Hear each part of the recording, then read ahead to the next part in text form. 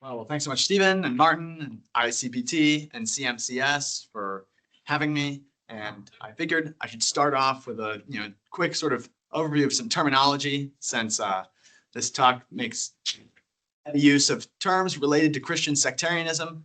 And essentially, for our purposes today, there are 3 or 4 main Christian sects in the Middle East, the time that we're looking at. And they're distinguished by their views on the relationship between the divinity and the humanity of Christ. The main two in focus are the Melkites and the Miaphysites. The Melkites were also called Chalcedonians or Diophysites, are adherents of the Council of Chalcedon in 451, and they believe that Christ has 2 distinct human and divine nature, and 2 distinct wills. Miaphysites, who are also sort of starring in today's talk, reject the Council of Chalcedon, and they believe that Christ has one single theandric nature. There are other Christological sort of confessions. The main ones are the Nestorians or Church of the East or East Syrians, who believe in 2 separate natures and existing kind of 2 persons. Forgive me if I'm messing up the terminology there. And then 4th confession, this is somewhat universal classification, are the Maronites, who adhere to the Council of Chalcedon but profess that Jesus had one will. Okay. In this talk, I'm also going to use some other terms like Miaphysites are often called sort of Diophysite. East Syrians are often called Nestorians. I'll use those 2. Some of these terms have come under some criticism, but I continue using them because even if they are imperfect in their description of the theology of the respective sects, they are nevertheless very helpful as community descriptors. Okay, so now I'll begin in earnest. The history of the Patriarchs of Alexandria records a curious anecdote about a dispute over a 13th century appointment of a new patriarch to fill the vacancy left by the death of Coptic Pope John VI. When his appointment and ordination were all but confirmed, David ibn Laklak, later the Coptic Pope Cyril III, was denounced to the Muslim Sultan Al-Kamil as holding views which were sympathetic to Chalcedonian Melkite Christianity. Al-Kamil instructed one of his governors, on pain of death, to prevent the ordination of this alleged heretic, which the governor did by interrupting David's ordination. And Ignostique have argued that the text was an account of a real historical event and should be linked with Abu Qurrah himself. Georg Graf, author of the monumental German language History of Christian Arabic Literature, comes to a different conclusion. Citing the text's frequent praising of Abu Qurrah and its use of the 3rd person with reference to him, Graf disputes the notion that this is an authentic work of Abu Qurrah, and goes further, contending that the text's style and mannerisms are unlike those of authentic Abu Qurrah texts. Sidney Griffith agreed with Graf and classified the text as belonging to the Monk in the Emir's Majlis genre, a body of literary fictions designed to teach Christians how to argue with Muslims and reaffirm the faith of wavering Christians.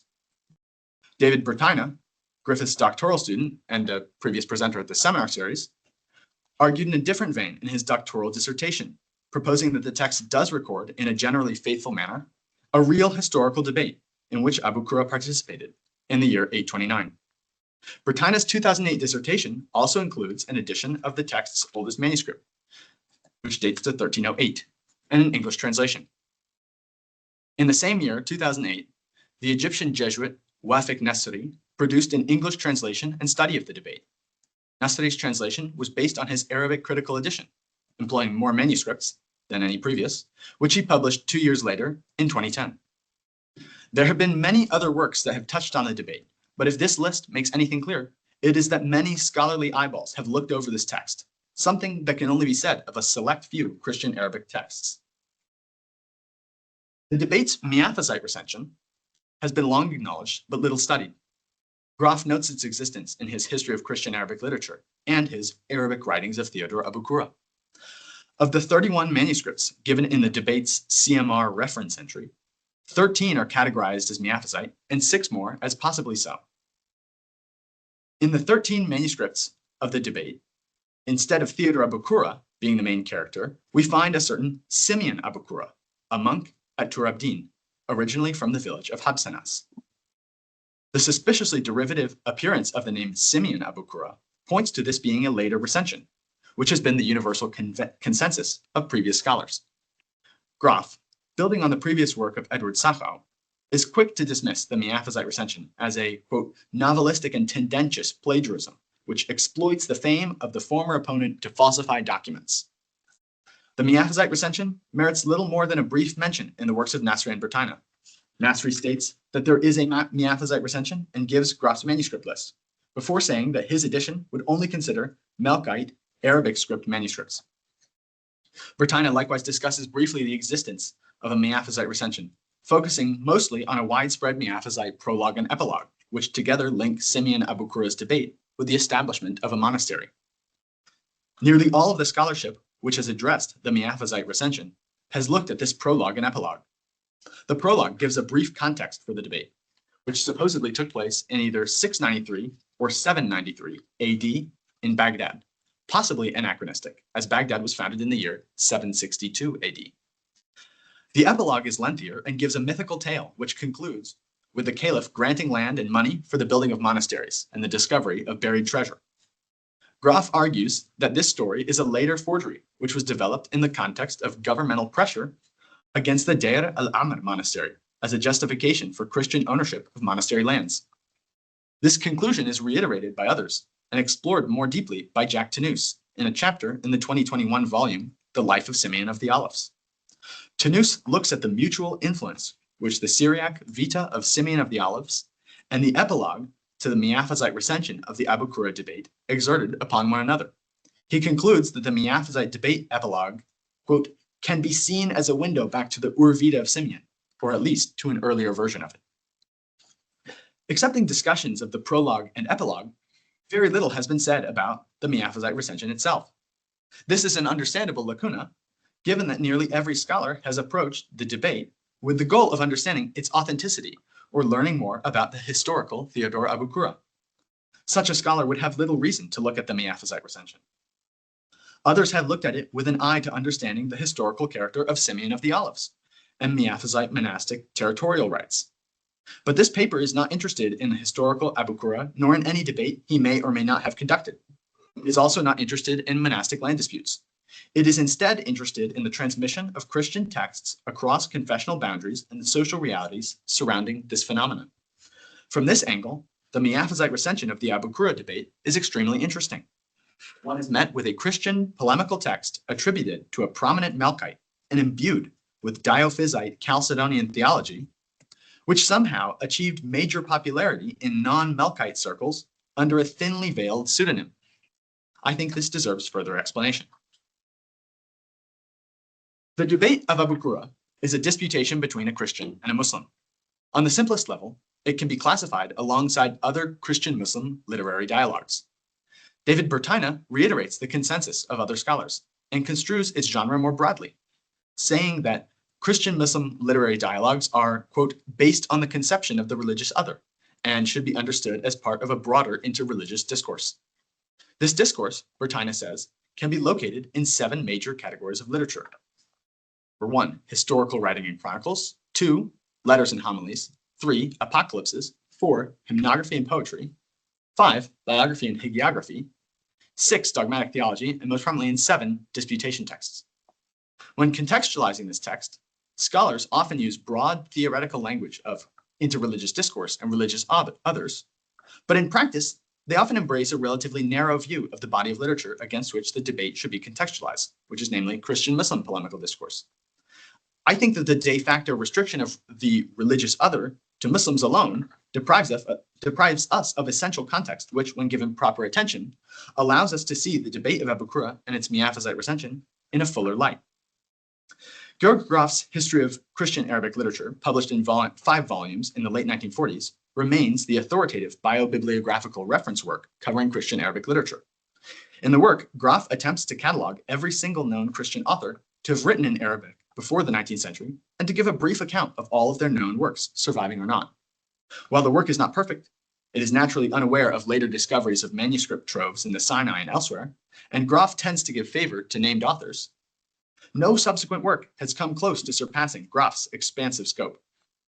It totals well over 2,000 pages. In my view, Groff is the best place to go for a minimally distorted view of the corpus of literature against which any Christian Arabic text can be contextualized. I have read Volume 2, which covers original Christian writing, not translations, in Arabic, from the 6th to 14th centuries, cover to cover, a number of times. One thing that has always surprised me from reading it is the great amount of Christian sectarian polemical literature which was produced in Arabic. When compared with Christian-Muslim polemical literature, this body of texts has received exceedingly little scholarly attention. Very few have been edited, and almost none have been translated into English or other European languages.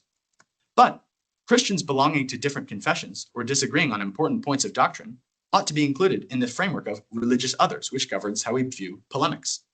The historian of religious tension in the Middle East should not neglect the tensions which were present between different confessional communities of the same broader religion. On one of my most recent read-throughs of Groff, I decided to take note of every polemical work therein, regardless of what religious group it was targeted at. This is not a totally scientific undertaking, as you can see. I've got a table here with a bunch of entries. The many forms which religious polemic can take make it difficult to distinguish polemic from non-polemic, but I generally restricted myself to texts with titles like Against the So-and-Sos, or texts which Groff characterizes as having negative things to say about another religious tradition. Of course, someone with different standards for what counts as a polemic could read through Groff and arrive at different numbers. But the fact that the sample size is something around 1,000 texts should alleviate the concerns of anyone worried about classification errors. I won't burden you anymore with my not totally scientific methodology, but if people are interested, we can talk about it in the Q&A. Here's what I found in Groff. Groff Volume 2 has, by my count, 64 works of anti-Islamic polemic. Many of these are well-known texts like the Bahira legend and the Apology of Abd al-Masih al-Kindi. Some of them are lesser known, like the Nestorian Bishop Yusuf's Book of Clarification, or Michael of Damieta's Letter to a Teacher of the Muslims. Anti-Islamic polemical works can be found across the major Christian confessions of the medieval Middle East. Those are Melkites, Maronites, Nestorians, and Jacobites, and with wide regional distribution. Groff Volume 2 also has, by my count, 28 works of anti-Jewish polemic. While many of these texts, like Theodore Abu Qurrah's On the Authority of the Gospels over the Mosaic Law, or Abu Ra'ata at-Takriti's Letter to a Jew Proving the Truth of Christianity, are by well-known authors, very few of these texts have been studied, edited, or published. Here we also see a wide regional and confessional distribution. There are also a handful of polemics against Manichaeans, fatalists, and other odd sects. But what about polemic written by Christians against other Christians? By my count, Groff Volume 2 has a whopping 74 works of anti-Christian polemic. This means that Christians wrote polemics against other Christians more often than they wrote polemics against Muslims. Or at the very least, if one adopts a different standard for counting polemic, the two corpora are roughly equal in size. We can debate why this may have been the case and what ramifications this may have on our understanding of the social history and religious history of the Middle East. But for us today, the bottom line is that the massive body of Christian polemical literature is an important part of the contextualization of the debate of Abu Qurrah and other works of interreligious discourse. Another important takeaway that one gets from reading Groff thoroughly with an eye to interreligious polemic is that these polemics did not take place in isolation. A polemical text can have multiple explicit targets. Examples of this include Aliyah ibn Ubayd al-Jawhari's Concordance of Faith, which defends Christianity as a whole against Judaism and Islam, before then defending Nestorian Christianity against Jacobite and Melkite varieties. There's Elias of Nisipus's Justification of the Faith, a defense of Nestorian Christianity against Islam, Judaism, Jacobites, and Melkites, addressed to a, quote, Melkite brother. Bashir al-Sirri's work against the Jews and Muslims, whose multiple opponents are clearly stated. Peter Severus al-Jamil's Book of Illumination, which takes aim at Melkites, Latins, Armenians, and Nestorians. Al-Rashid Abul Khair ibn Tayyib's Summa of the Christian Faith and Refutation of Judaism and Islam from their own doctrines, again, self-evident targets, and more. To reiterate, not only does the grouping of Christian, Muslim, and other Christian religious polemical texts make sense logically, but it also reflects the texts themselves, which often bundle together arguments against different religious groups. As an aside, it's also worth noting that there are many cases where the same author wrote distinct works against other religious groups. Take, for example, Abu Qurrah himself, who, per Groff, wrote 2 works targeted at Jews, 4 against other Christians, 1 against Manichaeans, and something in the neighborhood of 5 against Muslims. Or Yahya bin Adi, whose anti-Islamic tractates are complemented by 4 anti-Nestorian ones. Nor are Arabic Christian texts exceptional in that they display a multiplicity of religious opponents. Syriac texts, whose geographical and chronological footprint is very similar to that of Christian Arabic, similarly display a variety of targets. Looking through the post-Islamic sections of Sebastian Brock's A Brief Outline of Syriac Literature, one sees a slight tilt towards Christian-Christian polemic when compared with Christian-Muslim polemic. An author like the Jacobite Syrian patriarch John of the Cedre might be better known for his anti-Islamic polemic. A text purporting to give a dialogue between John and an unnamed Muslim commander has been labeled, quote, the earliest dialogue between a Christian and a Muslim, and it has received a decent amount of scholarly study. But John also wrote polemical works against Diophysites and Julianist Miaphysites, which have received comparatively less attention. Theodore Barconi's 8th century book of the Scholion contains a notable section against Islam, but it must be recalled that this is embedded in a larger text which is focused on Nestorian theological education, hence containing many points of Christian-Christian contention, and is followed by a long section attacking other quote-unquote heresies like Miaphysitism, Arianism, Bardaisianism, Zoroastrianism, Mandeism, and Manichaeism. The famous 12th century Jacobite Syrian controversialist Dionysius Bar Salibi wrote polemical texts against Muslims, Jews, Melkites, Armenians, and Nestorians. Lesser-known works also display a similar breadth in their religious polemic. The 13th century Nestorian author John Barzobi wrote, in addition to better-known theological works, which regularly inveigh against Miaphysite teachings, also a little-known treatise entitled Questions Against the Heretics and Ishmaelites, or Muslims. The text, which David Taylor and I are currently preparing an edition of, is largely focused on questions of the identity of the Virgin Mary and her role in the divine plan for salvation. Questions which one would normally associate with Nestorian discourse against other Christians, not Muslims. A similar phenomenon can be found in Georgian literature. The most prominent polemical text in medieval Georgian is the Dogmatikon of Arsnevi Kalto, an early 12th century monk in Georgia. The Dogmatikon is a collection of texts, many by known authors like Theodore Abu Qurrah and John of Damascus, which Michael Tarknishvili's History of Christian Georgian Literature divides into 5 moral treatises, 16 philosophical theological tractates, and 32 polemical texts, which further divide into 6 against Nestorians, 6 against Jacobites and Monophysites, 3 against Armenians, 6 against Jews, 9 against Muslims, and 2 against Origenists. I could continue listing authors, but at this point I think it suffices to say that an honest look at the larger corpus of Middle Eastern Christian texts, made possible through biobibliographical surveys like Graf, Baumstark, and others, shows the following: that Christian-Muslim and Christian-Christian polemic were deeply intertwined, and that arguments made on paper against Muslims could have easily been made in real life against other Christians, and vice versa. What might this portend for us as we prepare to look at the debate of Abu Qurrah at the court of Al-Ma'mun? I would suggest it is worth considering that the intended targets of the original version of the debate may have been not only Muslims, but also other non-Christians and quote-unquote heretical Christians, who could have included, crucially, Miaphysites. It is often assumed that the purpose of the debate of Abu Qurrah and other texts like it was to reinforce, for a Christian audience, the intellectual superiority of Christianity over Islam. But given the context of widespread Christian-Christian polemic and the use of Diophysite Chalcedonian lines of argument in the original recension, it is possible that the text's author also intended to assert the intellectual superiority of his specific variety of Christianity over other varieties of Christianity, by demonstrating that the theological beliefs necessary for refuting Islamic arguments could only be found in his community. This survey has made clear that there was still a thriving culture of hostility between Christian sects during the time that the debate of Abu Qurrah was written and transmitted. But at the same time, there also existed a thriving culture of text sharing across confessional lines among Middle Eastern Christians. That is to say, the debate of Abu Qurrah is not exceptional in that it exists in multiple confessional recensions. It is rather part of a large body of Middle Eastern Christian texts, which seem to have flowed freely from one denomination to another. In this corpus, we find other anti-Islamic polemical texts, most notably the Syriac Bahira legend, behind me on the slide, exists in a West Syrian and East Syrian Miaphysite Nestorian recension, with scholars divided on which community produced the original recension of the text. The existence of a Chalcedonian recension is evidenced by the text transmission into Latin. The well-known Apology of Abdul Masih al-Kindi, whose confessional origins remain mysterious, also circulated widely across Christian confessional communities.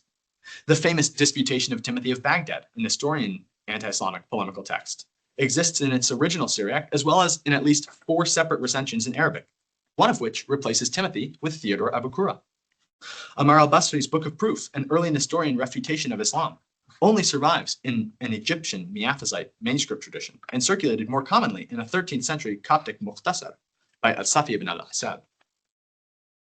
Examples of other texts that circulated across confessional lines can be found spanning the whole chronological and geographical breadth of Christian Arabic and from nearly every genre of literature. A short inventory of some specific texts can give an idea of the broader corpus. The rhymed homilies of the 12th century Nestorian patriarch Elias III were so popular in Jacobite communities that some leading Jacobites, like the aforementioned al-Safi ibn al-Asal, wrote their own imitative works in order to supplant his Nestorianizing influence. The works of the 7th century Nestorian bishop and monk Isaac of Nineveh circulated also in Jacobite and Melkite communities, sometimes under alternative attribution, and were translated into Arabic, Ge'ez, Greek, Latin, Slavonic, Georgian, and Sogdian. On the priesthood, written by the 9th century Jacobite John of Dara, circulated in Maronite communities with its author's name changed to John Maron, the founder of the Maronites. Similarly, Maronite manuscripts credit John Maron with writing an explanation of the liturgy, in truth written by the 12th century Jacobite Dionysius Barsalibi, mentioned earlier as a monumental polemicist. There is a Miaphysite recension of the Gospel commentary of Ibn Tayyib, an 11th century Nestorian who was the most prolific Arabic language scriptural commentator. Ibn Tayyib's famous student Ibn Butlan wrote a treatise on the Holy Eucharist while in Constantinople, defending leavened Eucharist in the context of the Schism of 1054 between the Latin West and the Greek East. The text survives in a Miaphysite manuscript tradition in Egypt. The Jacobite physician Yahya ibn Jarir wrote a theological compendium which cites the work of Ibn Tayyib and other Nestorians. The Nomocanon of the Iraqi Nestorian Abdisha Barbricha incorporates plentiful material from the Nomocanon of al-Safi ibn al-Asal, an Egyptian Copt, only about 50 years his senior. Groff identifies spurious works with Nestorian style, which claim as their author Abu Ra'ata at-Takriti, an early Jacobite. I could go on with this list, but I think this sampling makes clear that cross-confessional textual transmission was a commonplace activity among Christians in the medieval Islamic world.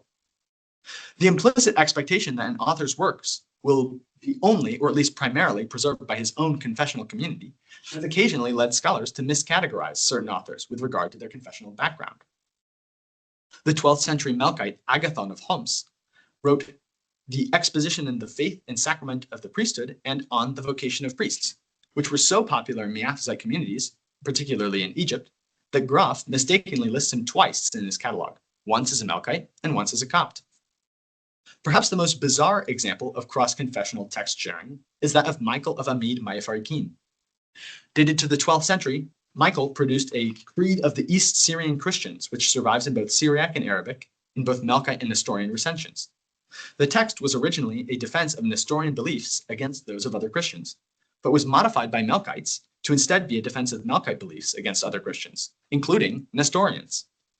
This situation so perplexed Groff that he mistakenly took the Melkite recension as the original one, following the arguments of the 17th century Maronite scholar Asamani.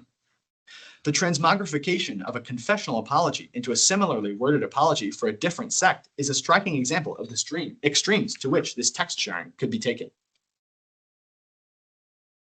The foregoing discussion has made clear that the confessional boundaries did not pose a major obstacle to the circulation of religious texts among Arabophone, Syrophone, and other Christians in the medieval Middle East. But keeping in mind the previous discussion of religious polemics, this text sharing should not be taken as a sign of some sort of early Christian ecumenical movement, where confessional boundaries lost their relevance and Christians of different stripes linked arms to oppose the rising tide of Islam. On the contrary, this text sharing took place together with an active culture of religious hostility, where Christian polemics were frequent, and texts nominally directed at other opponents often contained subtle points in favor of a particular sectarian agenda. This state of affairs becomes much more understandable when we consider that the Middle East remained a demographically majority Christian region for much of the period in question. This is the context in which the debate of Abu Qurrah circulated. The debate of Abu Qurrah in both its recensions is set as a conversation between Theodore Abu Qurrah and a set of Muslim scholars, whose names appear to be largely fictive, at the court of the Caliph al-Ma'mun. In general, the Miaphysite recension of the debate follows the order of the critically edited Melkite recension, or one of the variant manuscripts listed in the apparatus fairly closely. The scholars pose different questions and objections to Abu Qurrah, who refutes them one by one to al-Ma'mun's delight. The caliph occasionally intervenes or asks his own question. Although there are portions in which the questions proceed logically from one another, and other parts in which Abu Qurrah makes reference to previous points, on the whole, the debate is an eclectic mix of discussion on topics from abstract theology to Mary's pregnancy, clerical celibacy, and the eating of camel meat. Though many of the questions deal with topics on which nearly all Christian sects would have agreed, a substantial portion deal with issues surrounding the humanity and divinity of Christ, a hotly contested topic which produced the lasting splits between the Christian sects in the Middle East. This topic also perplexed Muslims, and so it is not out of the ordinary to see questions like these placed in the mouth of a Muslim.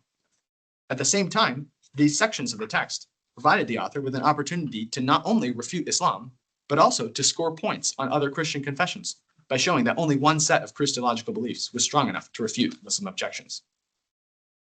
In the Melkite version of the debate of Abu Qurrah, as presented in the critical edition and translation of Wafik Nesri, different Muslim interlocutors, at a few different junctures in the text, ask questions about certain sayings of Jesus in the Gospels, Jesus' miracles, his interactions with other people, his saying prayers, and his suffering and death. Abu Qurrah parries these responses by repeatedly appealing to Jesus' human and divine natures. We see lines like, "He came to us perfectly divine, perfectly human and perfectly divine. Hence he said to his disciples, 'My Father and your Father,' in his divinity, and 'My God and your God,' in his humanity." Or, "If the Christ, O commander of the faithful, ate food as a human, he indeed filled from 5 pieces of bread 7,000 persons by his divinity." Skipping over some parts there, all that he performed from signs and miracles was with his divinity, and all that he suffered from pain and affliction was with his humanity, and all that he performed from signs and miracles was with his divinity.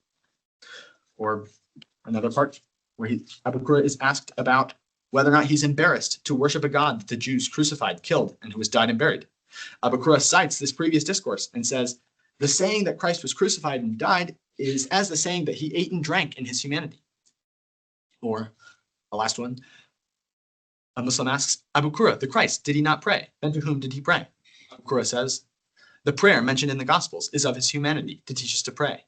Hence, with regard to his divinity, he is not pursued by prayer, nor has he a need for prayer." The theology of these lines is Chalcedonian. Abu Qurrah is able here to fend off Muslim critiques of Christianity by appealing to 2 separate natures in the person of Jesus Christ: a human one, why he hungers, thirsts, suffers, and dies, and a divine one, which remains untouched by these things. In other sections of the text, Abu Qurrah makes it clear that he is not a Nestorian by stating unambiguously that Mary is the mother of God and that Christ therefore exists in a single person. I think it can be comfortably asserted that the text of the Melkite recension of the debate of Abu Qurrah is imbued with Melkite-specific theological assertions, and that the propagation of Chalcedonian Christology is embedded in not only Abu Qurrah's responses, but even the questions of his Muslim interlocutors. A Miaphysite recension of this text would be faced with 3 options: either preserve this Melkite theology whole cloth, adjust Abu Qurrah's answers in a way that would clash with his interlocutors' questions, or rework large sections of the debate in their entirety so as to remove any assertion of Christ having 2 natures. We'll look here quickly at how the Miaphysite textual tradition handles some of these diophysite passages. First, let's take the passage, "He said to his disciples, 'My Father and your Father,' in his divinity, and 'My God and your God,' in his humanity." This quote occurs about a quarter of the way through the debate in response to a question raised by a certain Sasa ibn Khalid, who asks, "Tell me, O Abu Qurrah, about the Christ. Did he not say to his disciples, 'I am ascending to my Father and your Father, to my God and your God'?" Abu Qurrah responds, "Yes." Sasa then replies, "He's a human then, from the sons of Adam." In response to this assertion, Abu Qurrah delivers a lengthy monologue about Christ's human and divine natures, arguing that Christ was fully human and fully divine, and explaining that some things were done in his humanity and others in his divinity. In this monologue, which takes up about 4% of the whole debate, Abu Qurrah delivers the line in question about how "my Father and your Father" was said in his divinity, but "my God and your God" in his humanity. The initial back and forth between Abu Qurrah and Sasa is almost identical in the Miaphysite recension. The only difference is that Sasa's name is given not as Sasa ibn Khalid, but as Sasa ibn Khalil. But the 2 recensions diverge substantially when Abu Qurrah begins his monologue about the humanity and divinity of Christ. Instead of beginning with a direct response to Sasad's question about the my father and your father, my God and your God line, the Miaphysite Abu Qurrah jumps straight to a discussion of the motives for the incarnation, which only begins about halfway through the Melkite version of Abu Qurrah's monologue. Put more simply, the Miaphysite recension omits the first half of Abu Qurrah's speech, in which he refutes Islamic objections with Melkite-specific theology, and does not replace it with anything, meaning that an Islamic inquiry about Christian scriptures is responded to with a non sequitur about incarnational motives. In a sense, what we are seeing here is option 2 from earlier. The Miaphysite tradition adjusts Abu Qurrah's answers in a way that clashes with his interlocutor's questions. While non sequiturs do occasionally appear in Christian-Muslim debate texts, the amending of a cohesive passage to instead be somewhat nonsensical is nevertheless very interesting and worthy of our attention. I'll look here at one other example in the two recensions, namely the long speech where Abu Qurrah juxtaposes miracles worked in Christ's divinity with sufferings undergone in his humanity. This quote is taken from another lengthy discourse, which Abu Qurrah delivers in response to a question from al-Ma'mun himself. If the Christ were your God, as you claim, how then did he eat the food and drink the drink and go around in the markets? This question is a reiteration of a similar one asked not long before by a certain al-Kufi, to whom Abu Qurrah addresses a short defense of Christ's divinity. Abu Qurrah's reply to al-Ma'mun is about 8% of the whole text and is a lengthy exposition of his Trinitarian and Christological beliefs, which transitions into a direct response to al-Ma'mun's question about 2/3 of the way through. In the speech's final line, Abu Qurrah emphatically declares, all that he suffered from pain and affliction was in his humanity, and all that he performed from signs and miracles was with his divinity. The Miaphysite recension once again has a similar lead-up. The discussion with al-Kufi is preserved in a slightly abbreviated form, and the same question is raised by al-Ma'mun. But once again, Abu Qurrah's monologue differs substantially between the two recensions. The long section on Trinitarian theology, which begins the Melkite recension's speech, is condensed into 1 or 2 sentences in the Miaphysite. Yes, it heads in a different direction. It cuts out the concluding sentence and also omits the next question posed by a different Muslim. Pick it back up. Okay. The long section on Trinitarian theology, which begins the Melkite recension speech, is condensed into 1 or 2 sentences in the Miaphysite. Then the Miaphysite recension has Abu Qurrah launch into his long set of juxtapositions, which are repeated nearly verbatim from the Melkite original. But at the point where the Melkite recension has Abu Qurrah delivering a final line about sufferings and miracles being worked through Christ's humanity and divinity, the Miaphysite recension heads in a different direction. It cuts out this concluding sentence and omits the next question posed by a different Muslim, and instead continues Abu Qurrah's monologue with a speech about his issues with certain Muslim behaviors. Somewhat ironically, the other omitted material has to do with textual corruption. So once again, we see some serious redacting in the production of the Miaphysite recension. But the redacting does not extend to a complete modification of the structure of the text, a structure which tilts the playing field in favor of Melkites. And so the resulting calques are awkward and again feature strange non sequiturs, where the original recension once had an emphatic Melkite declaration. Okay, takeaways. There are a few things I think this examination of the Miaphysite recension of the debate of Abu Qurrah shows us. Firstly, this text is evidence in favor of the notion that text sharing between Christian communities was simultaneously friendly and hostile. Christian scribes and intellectuals clearly felt free to make use of valuable material written in other confessional traditions. At the same time, they did not accept these materials without critical distinction, but instead actively censored parts that ran afoul of their own religious sensibilities. In other words, the atmosphere of intersectarian polemic did not disappear when it was time to transcribe another sect's anti-Islamic polemic. This also, I think, lends credence to my suggestion that the polemical targets of overtly anti-Islamic polemical literature may have been not only Muslims, but also other Christians. The fact that the Miaphysite receivers of the debate of Abu Qurrah felt the need to redact certain portions of the text in a way that robbed the text of its original coherence suggests that they saw themselves as targets of the polemicizing in those sections. The notion that subtle anti-Christian critique may be extant in overt anti-Islamic literature challenges us to re-examine how we understand religious tension and debate in the medieval Middle East. Some are wont to reimagine the medieval Islamic world as a quasi-Soviet state where tight surveillance and censorship meant that Christian authors had to veil their criticisms of Islam under pseudonyms and obscurely worded arguments. Evidence for Christians criticizing each other subtly, but Muslims overtly, challenges this paradigm. The fact that these critiques were transmitted across confessional lines and then modified in new recensions further suggests that these anti-Christian polemics actually reached their polemical targets. It is commonplace when studying Arabic Christian polemics to assume that this literature was for internal consumption, meant as catechetical texts for the communities that produced them and little more. Other texts, like the Nestorian Ishoyab ibn Malkun's letter in response to Jacobite Patriarch Ignatius, or Yahya ibn Adi's anti-Nestorian refutation of Syriacus ibn Zakaria al-Harrani, corroborate this claim that Christian polemical literature was not just for internal consumption. Taking this in an even broader direction, I wonder if it might be prudent for us as scholars to reconsider the hierarchy of religious concerns facing medieval Middle Eastern Christians. The mainstream might frame medieval Middle Eastern Christians as single-mindedly obsessed with Islam. Apparently, conversion to Islam was just about the sole demographic threat to Christian communities, etc.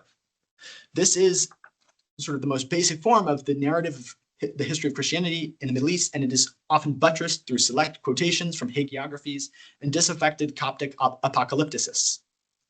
This is aided by the fact that exceedingly few sources on Christian tension have been edited or translated. When the published sources seem to be solely concerned with Islam, it is easy to be convinced that Islam was the sole concern of medieval Middle Eastern Christians. But what if on a day-to-day basis, other intra-Christian issues were the primary concern of these communal leaders? What if conversion across Christian sects, intermarriage with Christians of different confessions, and the eroding of difference between one strain of Christianity and another was a more pressing concern to the medievals? I don't have the answers to these questions, but I think they're questions worth asking. And I think that at the very least, grappling with them seriously will allow us to contextualize Christian-Muslim tensions within a broader network of religious tensions, and to understand to what extent intra-Christian issues shaped Christian-Muslim discourse. Studying the Miaphysite Abu Qurrah will help begin the process of answering these larger questions about the relationship between inter-Christian and Christian-Muslim tensions. My plan for this project going forward is to look at more manuscripts of all recensions of the debate and see how much uniformity there is.